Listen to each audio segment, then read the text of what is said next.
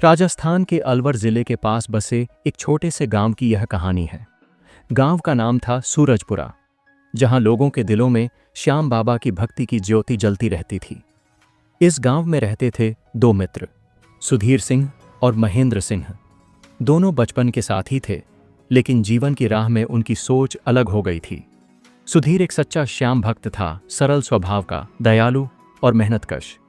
महेंद्र धनवान था, व्यापारी परिवार का, लेकिन अहंकार और दिखावे में डूबा रहता था। सुधीर की पत्नी गीता एक आदर्श गृहिणी थी, श्याम बाबा में अटूट श्रद्धा रखने वाली। उनकी कोई संतान नहीं थी, जो उनके जीवन का सबसे बड़ा दुख था। महेंद्र की पत्नी प्रिया शहरी तौर तरीकों में ढली हुई थी और धर्म कर्म को पुराने जमाने की बात मानती थी। उनके दो बेटे थे, अमित और सुमित। बात उन दिनों की है जब राजस्थान में भयंकर अकाल पड़ा था। महीनों से बारिश नहीं हुई थी, खेत सूख गए थे, कुएं खाली हो गए थे और लोग पानी की एक एक बूंद के लिए तरस रहे थे। सूरजपुरा गांव की हालत भी बेहद खराब थी। सुधीर सिंह के पास एक छोटा सा खेत था, जिससे वो अपना जीवन चलाता था। अकाल की वजह से उसकी फसल बर्बाद हो गई थी।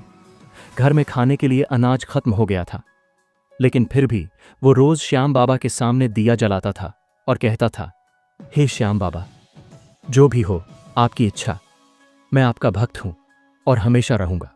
मुझे पता है आप हारे का सहारा हैं, जरूर कोई रास्ता निकालेंगे। दूसरी तरफ महेंद्र सिंह के पास अनाज के गोदाम भरे हुए थे। वो पिछले साल अच्छी फसल देखकर अनाज खरीद कर रख लिया था। अकाल में वो मोटे दामों पर अनाज बेच रहा था और मुनाफा कमा रहा था। एक दिन सुधीर हिम्मत करके महेंद्र के घर गया। उसने विनम्रता से कहा, मित्र महेंद्र, हमारे बचपन की दोस्ती के नाते मुझे थोड़ा सा अनाज दे दो। घर में 3 दिन से कुछ नहीं बना है। मैं कुछ महीने बाद तुम्हें वापस कर दूंगा। महेंद्र ने तिरस्कार भरी नजरों से देखा और कहा, देखो सुधीर, यह व्यापार है, दोस्ती नहीं। तुम्हारे पास पैसे हैं तो अनाज ले जाओ, वरना अपने श्याम बाबा से मांगो। वैसे भी तुम हमेशा कहते हो कि श्याम बाबा हारे का सहारा है। अब देखते हैं कि तुम्हारे बाबा तुम्हारी कैसे मदद करते हैं। सुधीर मन ही मन बहुत दुखी हुआ, लेकिन उसने कुछ नहीं कहा। वो चुपचाप घर लौट आया। गीता ने देखा कि वो खाली हाथ लौटा है, तो समझ गई कि क्या हुआ होगा।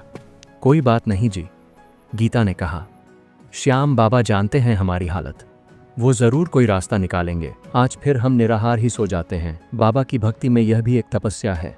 उस रात सुधीर और गीता ने भूखे पेट श्याम बाबा का भजन गाया। श्याम तेरे भरोसे पार उतारेगा, हारे का सहारा तू ही संभारेगा। अगली सुबह जब सुधीर बाहर निकला तो देखा कि उसके घर के सामने एक बुजुर्ग व्यक्ति बैठा है। उसके पास एक छोटी सी पोटली थी। सुधीर ने उससे पूछा, बाबा जी, आप कौन हैं? यहाँ कैसे आना हुआ? बुजुर्ग ने मुस्कुराते हुए कहा, बेटा, मैं एक राहगीर हूँ, रात भर चलता रहा हूँ, बहुत भूख लगी है, क्या तुम मुझे कुछ खाने को दे सकते हो? सुधीर के मन में द्वंद्व हुआ। घर में तो उनके लिए भी खाना नहीं था, लेकिन मेहमान भगवान का रूप होता है, ये सोचकर उसने कहा, बाबा जी, सच कहूँ तो घर में खाने को कुछ नहीं है, लेकिन आप बैठिए, मैं कुछ इंतजाम करता हूँ। सुधीर ने गीता से कहा। गीता ने बर्तन देखे, सब खाली, लेकिन फिर उसे याद आया कि एक डिब्बे में थोड़ा सा आटा बचा हुआ है, बस 2-3 रोटी का। श्याम बाबा, यह आटा मैं इस साधु को खिलाने के लिए इस्तेमाल कर रही हूँ, आप इसे बढ़ा दीजिए। जब गीता ने आटा गूंधा तो हैरानी की बात यह हुई कि थोड़ा सा आटा इतना फूला कि 10-12 रोटियां बन गईं। दाल के लिए कोई दाल नहीं थी, लेकिन जब उसने पानी में नमक और हल्दी डालकर दाल बनाने की कोशिश की तो वो सच में स्वादिष्ट दाल बन गई। जब सुधीर ने साधु के सामने खाना रखा तो साधु बहुत खुश हुआ। खाना खाने के बाद उसने अपनी पोटली खोली, उसमें से एक छोटा सा कलश निकाला और सुधीर को दिया। बेटा, यह तुम्हारे सच्चे मन और भक्ति भाव का फल है। इस कलश में जो भी चीज़ डालोगे वो ख़त्म नहीं होगी, लेकिन याद रखना, ये सिर्फ ज़रूरतमंदों की मदद के लिए इस्तेमाल करना, लालच या दिखावे के लिए नहीं। साधु ये कहकर वहाँ से चला गया। सुधीर और गीता समझ गए कि यह कोई साधारण व्यक्ति नहीं था। गीता ने हिम्मत करके कलश में थोड़ा सा अनाज डाला। चमत्कार, अनाज खत्म ही नहीं हो रहा था, जितना निकालती उतना ही वापस भर जाता। श्याम बाबा का चमत्कार है यह, गीता ने आंसू भरी आंखों से कहा। हमारी भक्ति व्यर्थ नहीं गई। अब सुधीर और गीता ने गांव के दूसरे जरूरतमंद लोगों की भी मदद करना शुरू किया। वे चुपचाप लोगों के घर अनाज पहुंचा देते थे। किसी को पता नहीं चलता था कि यह अनाज कहां से आ रहा है। कुछ दिनों बाद महेंद्र को पता चला कि सुधीर के यहाँ अनाज की कमी नहीं है और वो दूसरों की भी मदद कर रहा है। उसे बड़ी हैरानी हुई। महेंद्र ने अपनी पत्नी प्रिया से कहा, यह सुधीर कहाँ से इतना अनाज ला रहा है? कुछ दिन पहले तो यह मुझसे भीख मांगने आया था। प्रिया ने कहा, हो सकता है कहीं से चोरी कर रहा हो। आजकल के ज़माने में ईमानदारी से कोई अमीर नहीं बनता। महेंद्र ने सुधीर पर नज़र रखनी शुरू की। उसने देखा कि सुधीर कहीं काम पर नहीं जाता, फिर भी उसके घर में सब कुछ है। महेंद्र के मन में जलन होने लगी। एक दिन महेंद्र ने सुधीर से पूछा, यार सुधीर, तुम आजकल बड़े खुश नजर आ रहे हो। कोई नया काम धंधा शुरू किया है क्या? सुधीर ने सरलता से कहा, नहीं मित्र, बस श्याम बाबा की कृपा है। वो हारे का सहारा है। अरे छोड़ो भी ये श्याम बाबा की बात, सच सच बताओ, पैसा कहाँ से आ रहा है? सुधीर मुस्कुराकर बोला, मित्र, अगर तुम चाहो तो तुम भी श्याम बाबा की भक्ति करो, तुम्हें भी सब कुछ मिलेगा। महेंद्र को लगा कि सुधीर उसे बेवकूफ़ बना रहा है। उसका अहंकार और भी बढ़ गया। उसने सोचा कि मैं इतना बड़ा व्यापारी हूं, अनाज के गोदाम भरे हैं, फिर भी यह गरीब सुधीर मुझसे आगे कैसे निकल गया। महेंद्र ने गांव में यह अफवाह फैलानी शुरू कर दी कि सुधीर कहीं से चोरी करके अनाज लाता है। कुछ लोग उसकी बात मानने लगे। एक दिन महेंद्र ने गांव के सरपंच से कहा, सरपंच जी, इस सुधीर की जांच करवानी चाहिए, यह जरूर कोई गलत काम करता है। सरपंच ने सुधीर को बुलाया। गांव के कई लोग इकट्ठे हुए। महेंद्र भी वहां था। सरपंच ने पूछा, सुधीर, यह बताओ कि तुम्हारे घर में अनाज कहां से आता है? लोगों को संदेह हो रहा है। सुधीर ने कहा, सरपंच जी, मैं कोई गलत काम नहीं करता। श्याम बाबा की कृपा से हमारे घर में सब कुछ है। महेंद्र चिल्लाया, अरे ये श्याम बाबा क्या लगा रखा है? सच बताओ कि चोरी कहां से करते हो? सुधीर शांति से बोला, अगर आप लोगों को यकीन नहीं है तो चलिए मेरे घर, वहां जो कुछ भी है वो सब आपके सामने है। सभी लोग सुधीर के घर गए। गीता ने सबका स्वागत किया। सुधीर ने सबको वो कलश दिखाया और पूरी सच्चाई बताई। महेंद्र ने हंसते हुए कहा, अरे वाह, ये तो जादू का कलश है। अगर सच में ऐसा है तो एक मुझे भी दो। सुधीर ने कहा, मित्र, यह कोई जादू नहीं है, यह श्याम बाबा की कृपा है। इसका इस्तेमाल सिर्फ जरूरतमंदों की मदद के लिए हो सकता है। महेंद्र ने कहा, अच्छा तो दिखाओ कि कैसे काम करता है। गीता ने कलश में अनाज डाला और सबके सामने निकाला। अनाज खत्म नहीं हो रहा था। सभी लोग हैरान रह गए। महेंद्र के मन में लालच आ गया। उसने कहा, यह कलश मुझे दे दो, मैं इससे पूरे राजस्थान में अनाज का व्यापार करूंगा, बहुत पैसा कमाऊंगा। सुधीर ने कहा, मित्र, यह लालच के लिए नहीं है, यह सेवा के लिए है। लेकिन महेंद्र नहीं माना। उसने जबरदस्ती कलश छीनने की कोशिश की। जैसे ही उसने कलश को हाथ लगाया, अचानक कलश से धुआं निकलने लगा।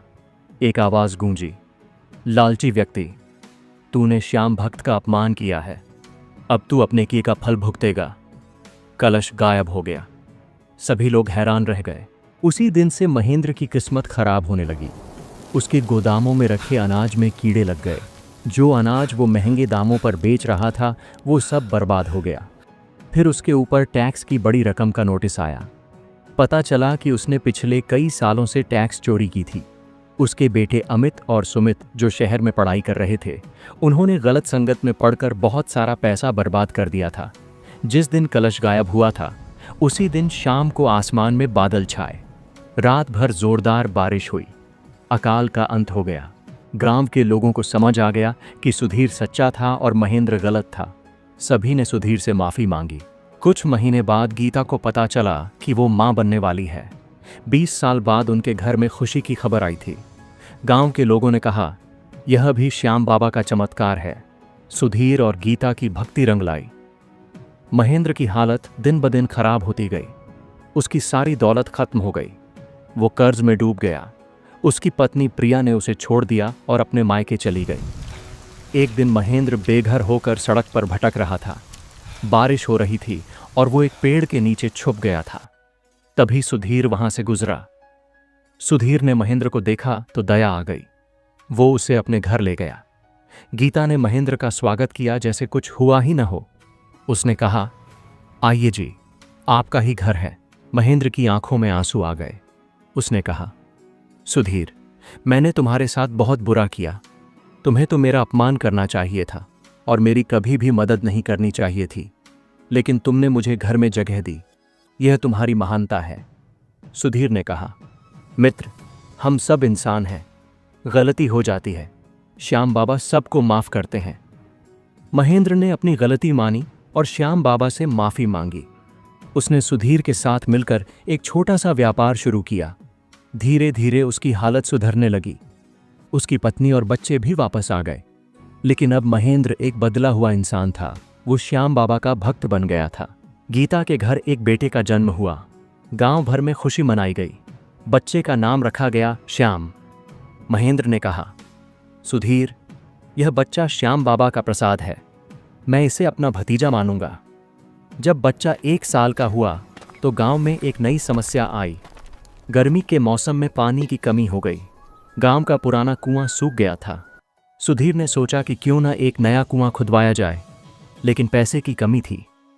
एक रात सुधीर को सपना आया। एक साधु ने कहा, बेटा, तेरे घर के पीछे की जमीन में खुदाई करवा, वहां पानी मिलेगा। सुधीर ने गांव वालों से कहा और सबने मिलकर उस जगह खुदाई शुरू की। 20 फुट खुदाई के बाद मीठे पानी का झरना निकला। यह कुआं इतना गहरा और पानी से भरा था कि पूरे गांव की जरूरत पूरी हो गई।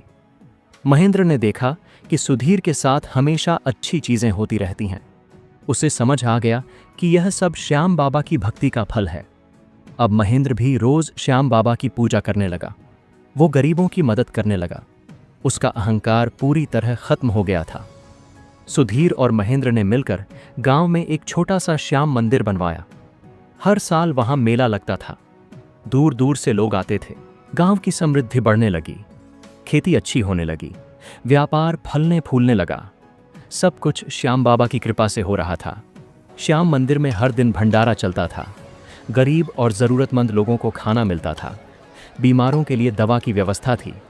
महेंद्र का व्यापार फिर से फलने फूलने लगा, लेकिन अब वो अहंकार नहीं करता था। वो अपनी कमाई का एक हिस्सा हमेशा गरीबों की मदद में लगाता था। उसने कहा, सुधीर, अब मैं समझ गया हूं कि सच्ची दौलत भक्ति और सेवा में है। पैसा तो आता जाता रहता है। सुधीर और महेंद्र की मित्रता एक मिसाल बन गई। दोनों परिवार आज भी मिलजुल कर रहते हैं और श्याम बाबा की भक्ति करते हैं। तो दोस्तों, अगर आपको कहानी अच्छी लगी तो वीडियो को लाइक और चैनल को सब्सक्राइब करना ना भूलें, क्योंकि हम श्याम बाबा के चमत्कारों से जुड़ी कहानियां लाते रहते हैं। और कमेंट में जय श्री श्याम लिखकर जरूर जाएं।